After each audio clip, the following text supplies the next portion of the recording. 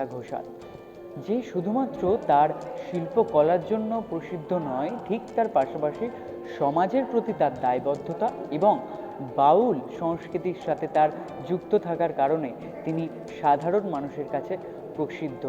তবে বর্তমানে তার আঁকা ছবি শহর কলকাতায় প্রদর্শনী করা হচ্ছে। তবে সেই আঁকায় কি রয়েছে এবং কি ভাবনা নিয়ে তার এবছরের এই এক্সিবিশন, আসুন আজ সেটাই আমরা ঘুরে দেখব।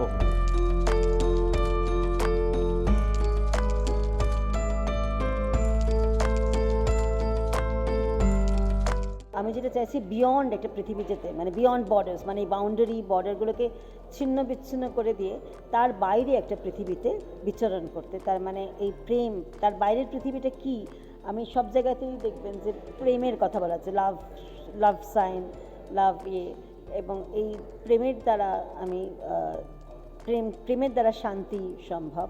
এবং এই যত আমাদের ধরুন মানে নারী পুরুষেরও যে বাউন্ডারি, শুধু যে দেশের বাউন্ডারির কথা আমি বলছি না, আমি কিন্তু নারী পুরুষের বাউন্ডারির কথাও বলছি, বা একটা নেচারের বাউন্ডারির কথা বলছি। এগুলো পুরো বাউন্ডারির বিয়ন্ডে যাওয়া বেসিক্যালি। আমি নিজে একটু out of the box person, আমি বিয়ন্ডের কথা বলি, সেটাই আমি চাইছি যে ওইটাতে করতে হবে। এই যে বাউলটা আমার কাছে একটা খুব গভীর একটি তত্ত্বকথা, যেটার মধ্যে আমি বিচরণ করার চেষ্টা করি। সেটাও সবটা তো হয়ে ওঠে না আমাদের যান্ত্রিক পৃথিবীর, আজকের যে যান্ত্রিক পৃথিবী, সেখানে সবটা হয়ে ওঠে না, কিন্তু আমি চেষ্টা করছি বাউলের এই যে মিউজিক একটা কমন ল্যাঙ্গুয়েজ। যেমন একটা ছবি আছে পাকিস্তান, বাংলাদেশ আর ভারত, এই তিনটে দেশকে কিন্তু একটা সঙ্গীত, বাউল সঙ্গীত এবং সুফি সঙ্গীত, ফকিরি সঙ্গীত যেটা আমরা বলছি, এবং পাকিস্তানের সুফি সঙ্গীত, এই তিনটে দেশকে কিন্তু সঙ্গীতের দ্বারা আমি বেঁধে দিয়ে একটা প্রেমের পৃথিবীর কথা বলছি, প্রেম বিলাবার কথা বলছি।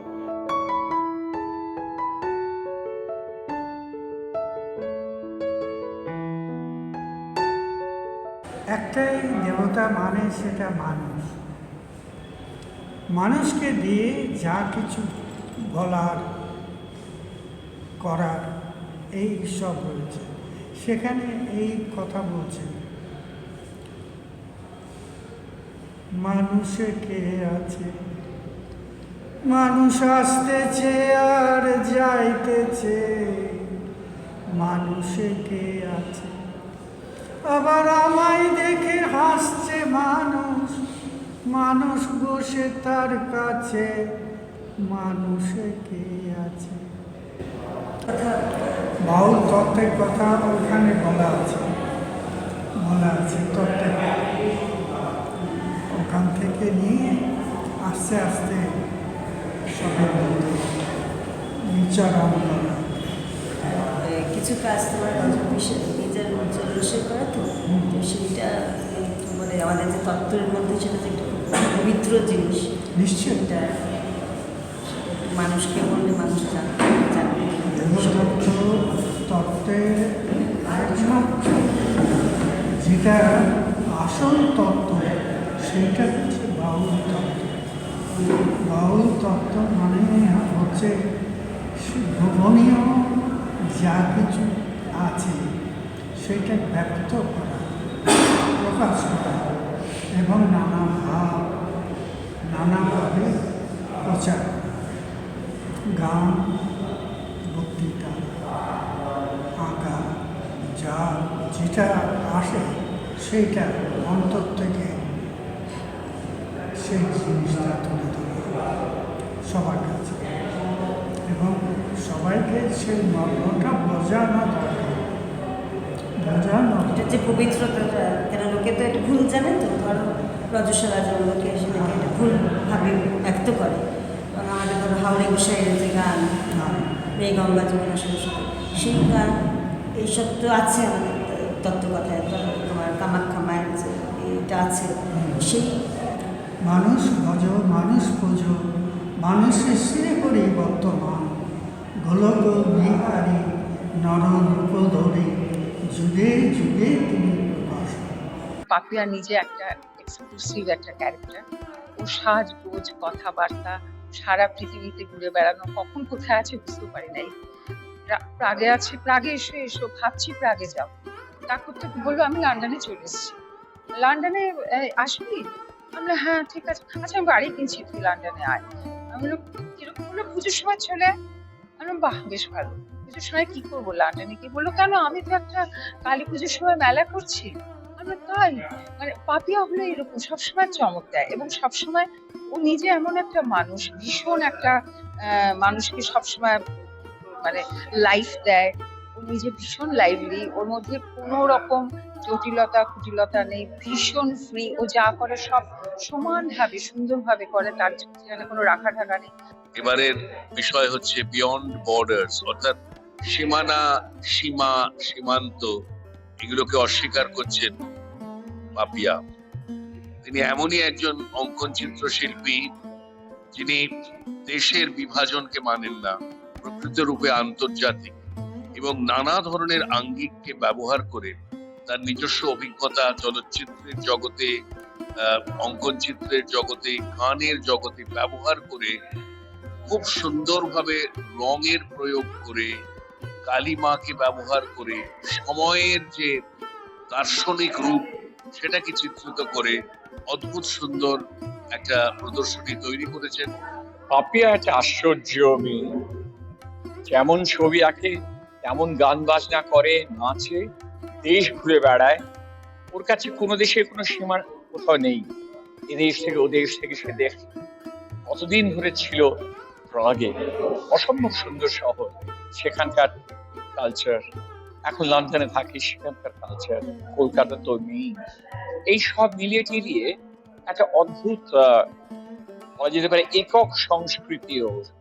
ওর সমস্ত ব্যাপারটাই ওর একটা দর্শন থেকে আসছে, সেটা কবিতায় যেমন রয়েছে, ছবি আঁকায় রয়েছে, তেমনি ওর জীবনযাত্রাতেও রয়েছে। বাউল সঙ্গীতটা সবসময় হয়তো আমরা শুনতে পাই না, কিন্তু ওর জীবনযাত্রায় সেটা আমরা প্রত্যক্ষ করি। পাপিয়ার ছবি আমি দীর্ঘদিন ধরে দেখছি, এবং ওর যে ছবির যে আনুষঙ্গিক মানে ব্যাপার স্যাপারগুলো রয়েছে, যে রঙও ব্যবহার করে, যে চলন ওর, সেগুলি সম্পূর্ণ আলাদা। অনেকের সাথে সেটা মেলে না, বরং এত বেশি স্বতন্ত্র ওর চলন যে মানে একবার যে দেখবেন তার মনে থেকে যাবে আর কি।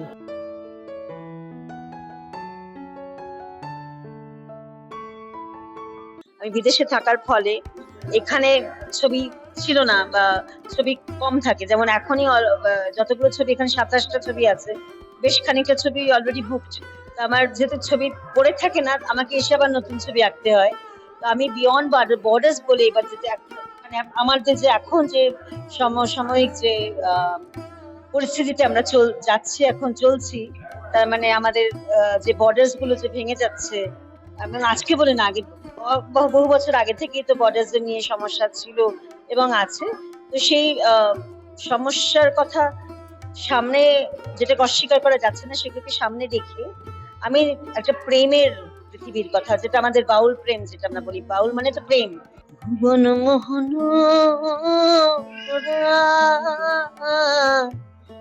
গোপীজনার মনোহরা, ওই নয়নে নয়ন দিয়া আর ফিরব না, না না ছেড়ে দেব না তোমায়, হৃদ মাঝারে রাখব, ছেড়ে দেব না। তো আমি যেটা চেষ্টা করি সেটা হলো, ধরুন এদেশের আমাদের যে সংস্কৃতি, যেটা আসল রান্না বান্না খাওয়া, আসল যেটা মানে যেটা আমার মানে এখন যে মশলা পাওয়া যায়, আমি সেটা রান্নাই করি না, আমি নিজেও রান্না করি। আমি একদম পুরোনো এই যে আমাদের যে বীজ থেকে বেটে টেটে এসব করে পছন্দ করি। সেটাকে আমি যত গান বাজনা, যেটা আসল ট্র্যাডিশন, যেটা আসল শিকড়, সেটাকে আমি চেষ্টা করছি। এবং ছবি, এই ছবির মধ্যে অনেক রজবীজের কাজ আছে, যেটা কামাখ্যা মন্দিরের সঙ্গে রিলেটেড। এবং সেটা আরো যখন আপনাদের সঙ্গে ভালো করে ইন্টারভিউ হবে হয়তো ভালো করে বলতে পারবো। এই দেহতত্ত্বের যে কাজ, এবং সেই কাজগুলো তো হারিয়ে যাচ্ছে, লোকে জানেও না দেহতত্ত্বের কাজ কি, রজবীজ কেন এত গভীরে, কামাখ্যা মন্দির কি, কেউ জানে না এখন। সেগুলোকে নিয়ে আমি বিদেশে চেষ্টা করি, আমার যে যতটুকু জ্ঞান, অল্প একটু সীমিত জ্ঞান, সেই জ্ঞানটাকে আমি চেষ্টা করি বাইরে প্রচার করতে। Well, I haven't come here to visit the exhibition. I'm actually working the exhibition with her, and I'm amazed at the type of people that have come in here today, and I was very surprised. She never ceases to amaze me, actually.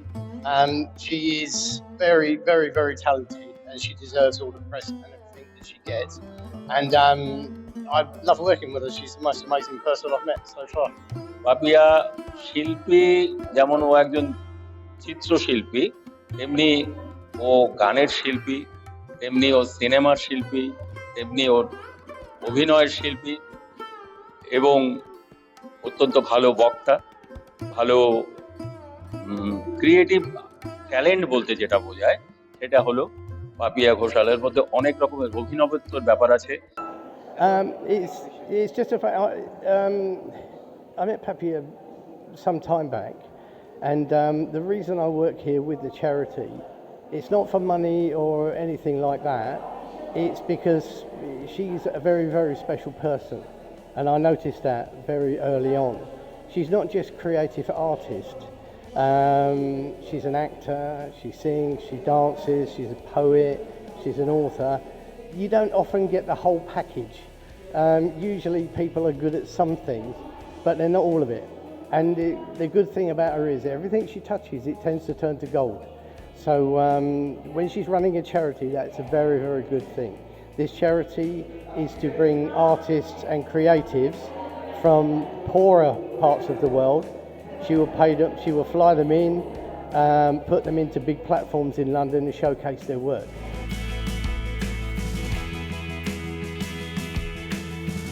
একাধিক ছবি রয়েছে এবং সেই ছবিগুলির ভাবনায় রয়েছে beyond borders, অর্থাৎ এই সীমানার বাইরে বেরিয়ে শুধুমাত্র কাঁটাতারের বেড়াজাল বা দেশভাগের এই সীমানা নয়, সাধারণ মানুষ তাদের মনের বেড়াজাল এবং তার পাশাপাশি লিঙ্গ সমতা, এই সব কিছুই যেন এই এক্সিবিশনে ধরা পড়ছে। ক্যামেরায় রানার সাথে অর্ঘজিতের রিপোর্ট, এস নিউজ।